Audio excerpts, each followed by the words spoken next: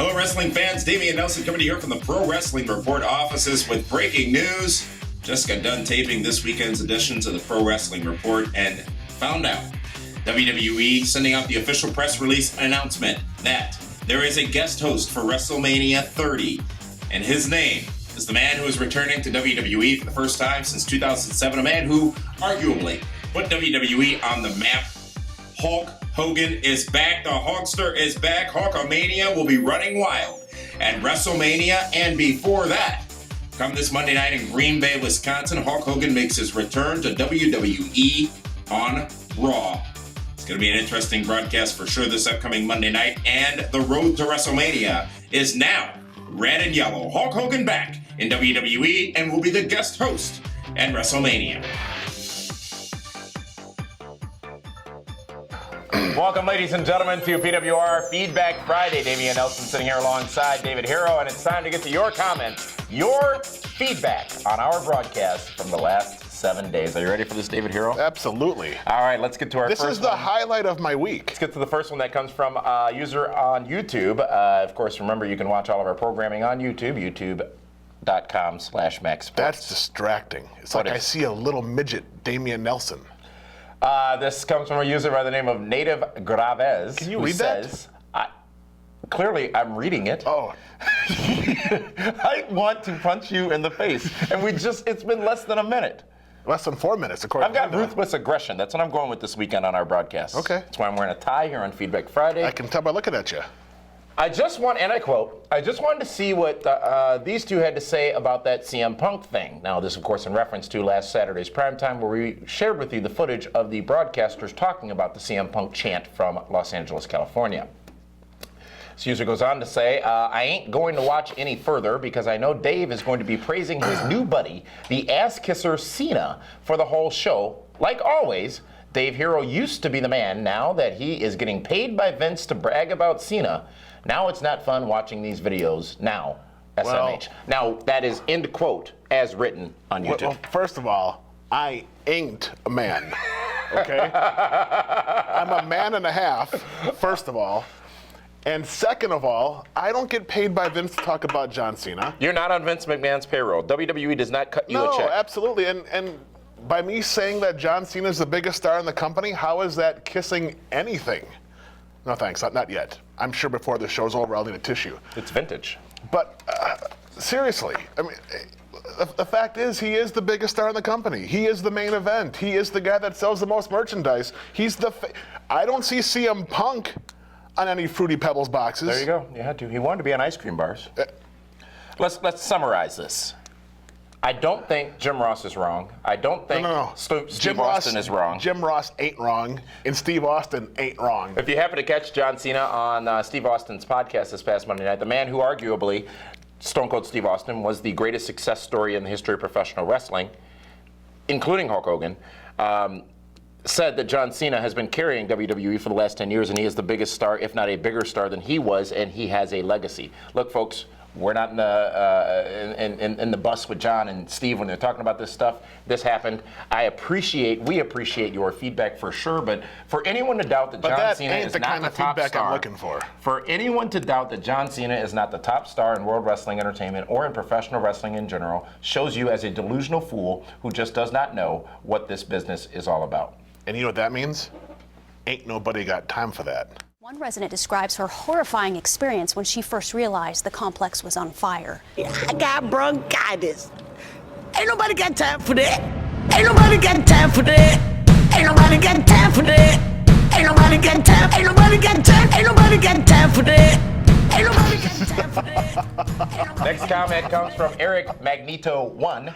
Says, and I quote, any TNA fans who have access to Facebook and Twitter, please keep on sending messages to Dixie Carter and Impact Wrestling concerning their lack of marketing.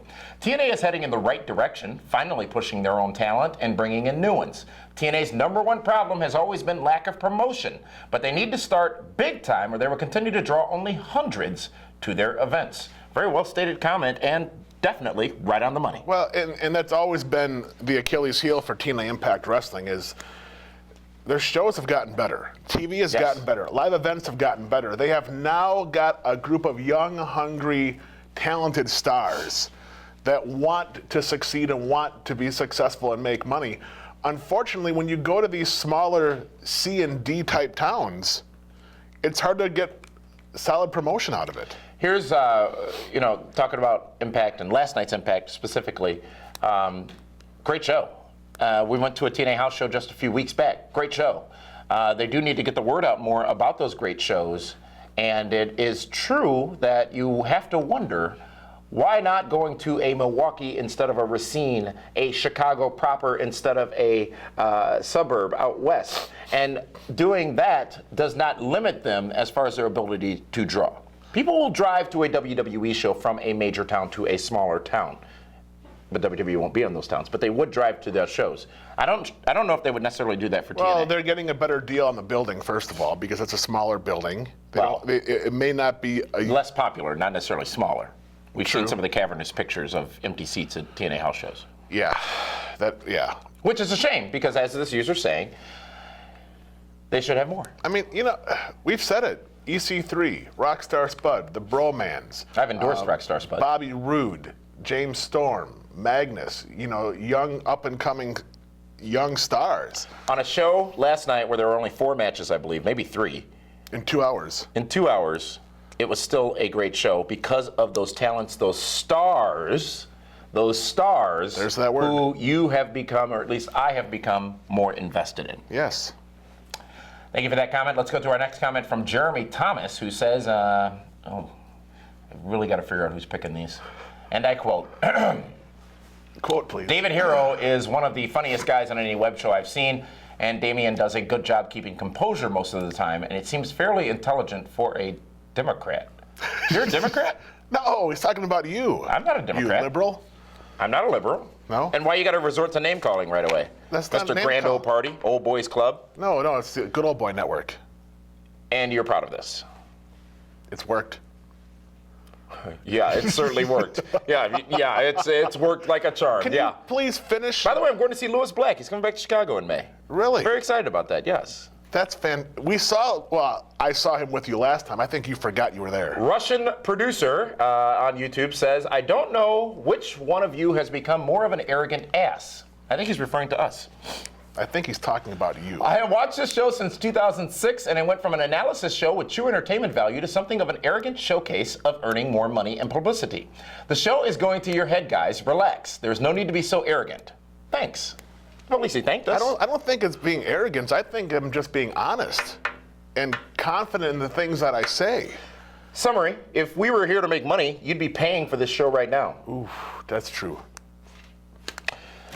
Next comment comes from LinkLex76. Is it really bad to be arrogant? Is there a difference between arrogance and confidence? Because I'm confident we do the best thing, the best show of this type in the world. You know what the difference is? The spelling. Next comment comes from LinkLex7, who says, and I quote, why aren't Nelson and Hero employed by the WWE already? Their chemistry is so much better than the current WWE commentary team. It would cause me to unmute Raw more often. Is it arrogant that we selected that one to read? No. Is it confident that we selected that one? Do you know why we couldn't take that job? Why is that? We wouldn't have as much fun. Exactly. Look, it used to be my dream to work for WWE. I don't have that dream anymore. My dream is doing this show and being my own boss, and you being your own boss, and doing what we want to say, saying what we want to say, and doing what we want to do. Here's what I fear. If either one of us were to get a job with one of the major wrestling promotions, on air at least, it would no longer be fans. We couldn't be honest and true about our own opinions. Yes. I don't like wearing a leash. Feels sort of like another thing goes around your neck. Wait, have you worn a leash before? Dr. Lazaru on YouTube says, and I quote, I don't think it's fair that some of us, including me, have had legit comments we want to be addressed on Fish Fry Friday? Feedback Friday, but get swept under the rug for the generic, let's bitch about David Hero or the PWR people. You know what? That does hurt my feelings. I understand you want to promote equal opportunity and unbiasedness, and that's fine and dandy, but I honestly don't feel those people deserve a voice for their pointless generic hate. If you give those people attention, they will just continue Just ignore them and let the show go on. Very smart user, by the way, because that is the general philosophy is ignore the haters and they will go away. But we want to make sure you know that we do welcome all of your feedback. It is Feedback Friday, and we will talk about the good, we will talk about the bad, we will let you praise us, and we will let ugly. you slam us. And that is our connection to you, the fans. That's why we do this show on Fridays, is to get all the feedback and select some of those comments and give you a little bit more insight as to potentially where those thinkings came from. So thank you for that comment. Next one comes from J-Mac. Would Daniel Bryan and Dolph Ziggler be more valuable to WWE if they had actually been given a chance to carry their titles in the way they got over last year? How can WWE know the true value of a new champion unless they give them a shot to have a run as champion? Bryan was never allowed to carry the title for more than a day, and Ziggler was forced to turn face and lost his title soon after he cashed in. Vince talked about a swing and a miss last year, but managers don't bring in their DH, designated hitter, after the first strike. Very well written comment. David Hero. Very well written comment, and we've addressed the Ziggler thing. The concussion is what derailed Ziggler. But let's not forget, Daniel Bryan had a run as world champion on the SmackDown brand for quite a while. World heavyweight champion? Yes. So just because he beat John Cena and had the belt for a day or 2 days or whatever, doesn't mean they didn't have a, como se dice, Frank Costantino temperature check? I mean, they have done that before with him. He lost to Sheamus in 18 seconds. Which made him as big a star as he is now and started the yes movement. It did, absolutely. So that point that needs to be made then is sometimes not having a championship or losing to the right person may put you in a better spot But you know what? than having the those machine things. is very seldom wrong. Well, yes. But when they are wrong, they're pretty grossly wrong. But WCW. WCW is different. We're talking about They talent. completely botched that. Name a star that has left the WWE that has gone on to become a bigger star somewhere else. Well, you're talking within the last, since 2001 when WCW went out of business and became a defunct wrestling You know what? organization. Even say when WCW. Became a bigger star. Yeah. Nobody. Became a bigger star. Yeah.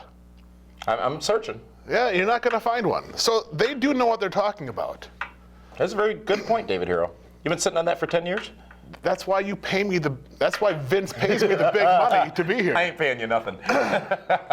Keep those comments coming, folks. Feedback Friday, every Friday here at PWRshow.com. And tomorrow, David, it might be our biggest show in the history of biggest shows. Biggest show? As you know, Nitro was the biggest Monday night in the history of Monday nights every week. Yes. This could be the biggest primetime in the history of primetime every week.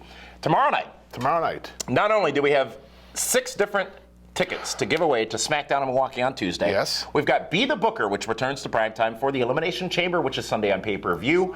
We've also got a special in-depth segment with Al Snow. Al Snow sitting at this very table. Yes. Talking to us about CM Punk's walkout.